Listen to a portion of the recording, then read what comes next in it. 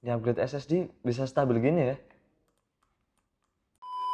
Selamat datang di skytech.id. Kali ini kita mau review laptop dari Asus yaitu VivoBook M409DA.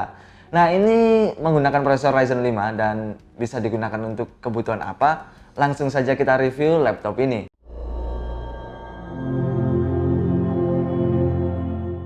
Yang pertama kita cek bodinya terlebih dahulu. Lumayan tipis untuk bodinya, juga tidak terlalu berat, hanya 1,6 kg saja. Untuk seri M409 ini tidak menggunakan desain ergolift seperti VivoBook lainnya. Dan bagian dalamnya seperti ini, keyboardnya lumayan nyaman, tapi keyboardnya masih belum menggunakan backlight. Dan touchpad berada di bagian tengah. Di pojok kanan atas touchpad terdapat fingerprint yang bisa digunakan untuk keamanan laptop kalian.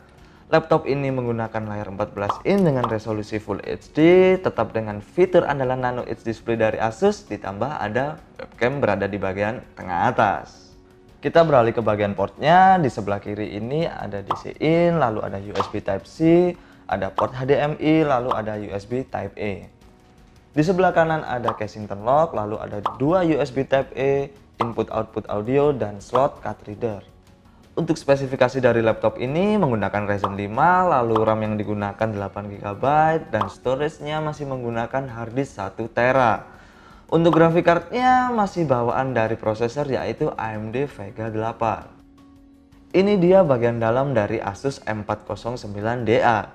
Di bagian atas kiri terdapat slot SSD, lalu di bawah SSD ada fan, dan di bagian tengah ini terdapat slot RAM. Ini sudah terisi, jadi jika kalian ingin mengupgrade RAM harus melepas yang sudah ada terlebih dahulu. Di bagian bawah kiri terdapat harddisk dan di sebelah harddisk terdapat baterai.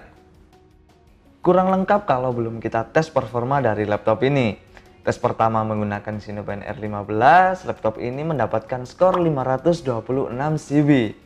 Dan untuk kestabilannya kita tes sebanyak 10 kali dan hasilnya di angka 500-an. Lalu turun di angka 400-an ke atas, dan nanti kita akan tes juga setelah laptop ini di-upgrade menggunakan SSD. Jadi laptop ini sudah kita upgrade menggunakan SSD NVMe dari Intel, dan untuk hasil yang didapatkan tes menggunakan Cinebench R15 adalah 507 CB.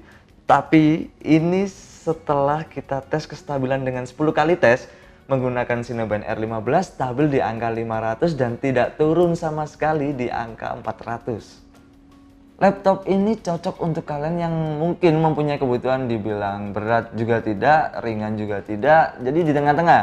Seperti contohnya untuk editing video, yang masih belajar editing video, lalu untuk dipakai 3 dimensi, itu laptop ini sudah cukup. Lalu untuk office ini terlalu cukup untuk office. Jadi ini laptop yang Xiaomi atau tidak? Ini laptop yang Xiaomi. Untuk kalian yang memiliki pertanyaan seputar laptop yang sudah kita review, kalian bisa langsung WhatsApp kita di nomor yang ada di kolom deskripsi. Dan untuk kalian yang mau next kita mau review apa, kalian bisa langsung DM kita di Instagram skytech.id. Jadi jangan lupa like, comment, dan subscribe channel kita karena kita akan lebih banyak lagi review barang-barang seputar dunia IT. Jadi see you next video.